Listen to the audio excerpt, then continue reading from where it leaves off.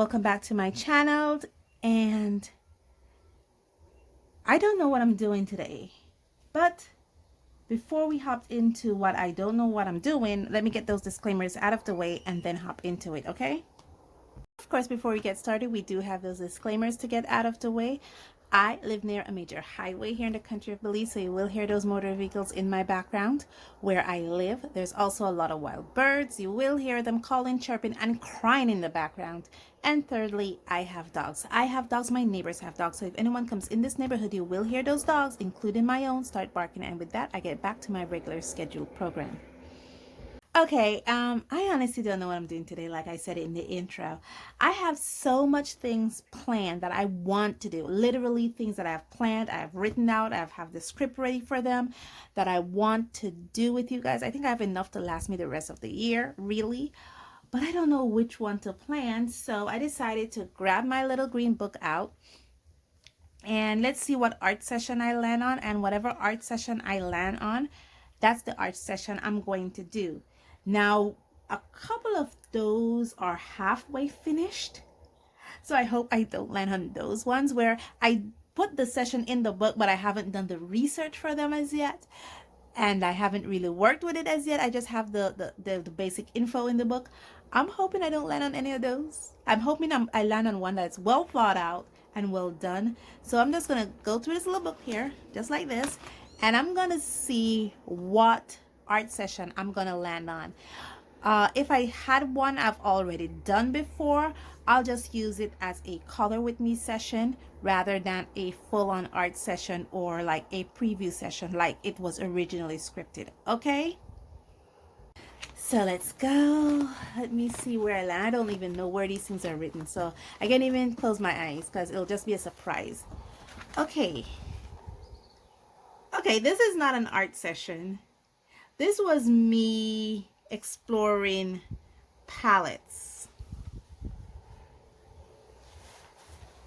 Okay, but all in all, it says exploring palettes of famous artists. This side, I think these were Copic markers I want to have in the future. I written them out here so I could keep track of those things, and some notes here, but these were just some notes that I was doing when I was looking at, because besides art session I have planned out in this book, I also use this book to write my notes. Like, let's say I am researching, like for this I was exploring palettes of famous artists, so I was looking at artists across history and looking at their colors and the color palettes that they use and writing them down so that someday I might do an art session with it.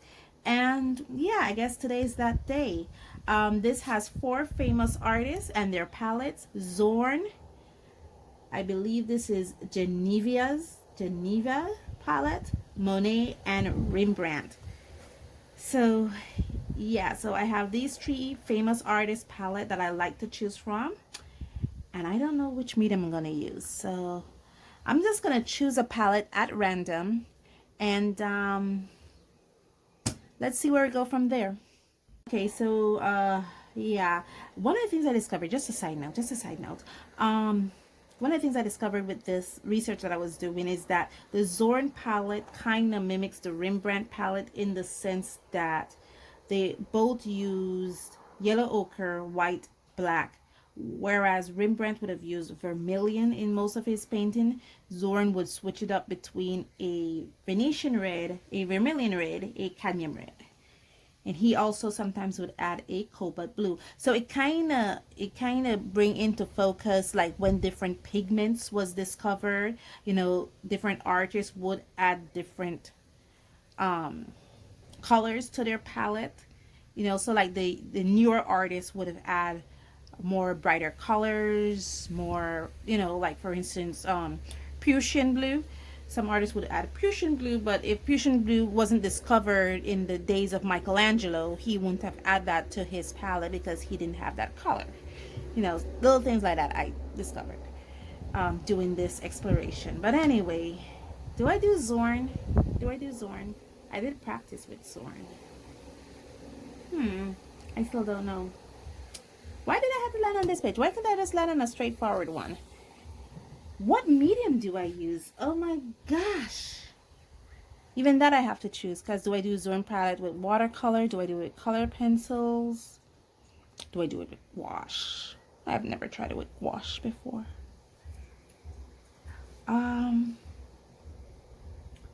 Yeah, decision. Okay, guys, let me take a break. Not a long one, just a few minutes. Try to figure out what palette I'm going to use, and then come back to you with my palette and the medium I'm going to use. Okay, guys, after a few minutes of deliberation, I decided to attack the Zorn palette again. And this time I'm going to be using the Derwent watercolor pencils. I think the last time I attempted the Zorn palette, I used the Milan watercolor pencils. This time around I'm using the Derwent watercolor pencils, and the three colors I'm using is, and I'm only using three because even though the set I have does come in a white, is because I can always lighten my colors with water. So I'm just going to be using these three colors: Ivory Black, number 67, Golden Brown, number 59, and Deep Vermilion, number 14. And I'll be attempting my little bee here that I have here, all pre-drawn up, all pre-lined up. So yeah, let's get started. Let's see what I do. Let's hope I don't flop because I didn't practice.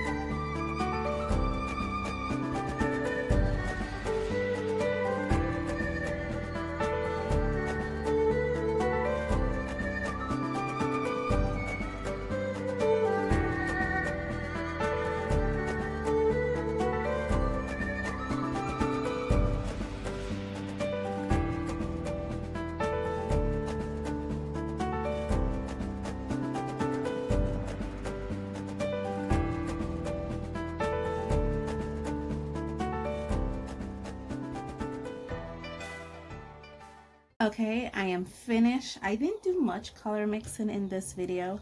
I know the Zorn palette lends itself to color mixing. Actually, it encourages it. But guys, I guess I was just feeling tired. So I just used the three colors as is, as a limited color challenge. And I learned a lot. The paper I'm using is actually the Canson Excel mixed media paper. I described the medium I was using earlier in the video, and all in all, I did have fun doing it. I did have fun enjoying it. When I watched the replay, it was so beautiful. I was amazed how beautiful and how amazing the colors popped off the page. I definitely know that my journey is so much more farther ahead than where it used to be. Where I show contrast. Like there's things that are bothering me now that wouldn't have bothered me in my earlier parts of my journey. Like for instance, these wings, there's 4 of them, but I need to show that one wing is behind the other wing. So I'm trying to create contrast with that. Little things like those are really showing up now in my rendering process than ever before, especially now that I'm rendering an older picture. This was this year right here, January 29th of 2021. This picture was drawn, and even now, you know, I'm seeing rendering it now almost towards the middle of the year. I'm seeing problems where I should have thought about the rendering while I'm drawing.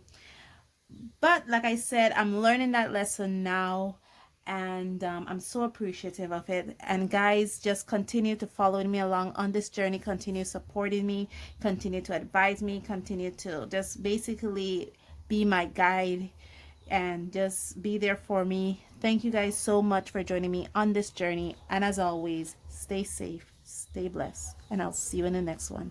Bye.